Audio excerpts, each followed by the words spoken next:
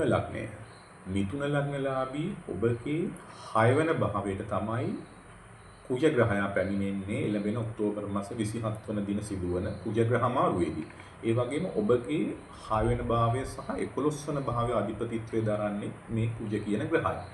මේ 6 වෙනි භාවයට කුජගේ පැමිණීමත් සමගම මිථුන ලග්නලාභීන්ට මේ කුජගේ ප්‍රබලත්වයේ හින්දා ගොඩක් වෙලාවට ආදායම් තත්ත්වයන් වර්ධනය කරගන්න පුළුවන් මාර්ග විවර වෙන ආකාරයක් පෙන්වුම් කරනවා. මේ විවර වෙන එකටත් වැඩිය වැදගත් වන්නේ ඔබ ඒ මාර්ගයන් තුල ඊටාමත් සුවිශේෂී ලෙස ගමන් කරන්න පුළුවන්. ඒ කියන්නේ Tamanට මේ මාර්ගයන් කොහොමද Tamanගේ ආදායම් තත්ත්වය වර්ධනය කරගන්නේ කියලා Tamanගේ දැනුම පාවිච්චි කරලා Tamanගේ දැඩි ආත්ම විශ්වාසය මත Tamanට විග්‍රහ කරලා දක්වන්න පුළුවන් අවස්ථාව ඔබට එනවා. ඒ කියන්නේ අධ්‍යයනය කරන්න පුළුවන්.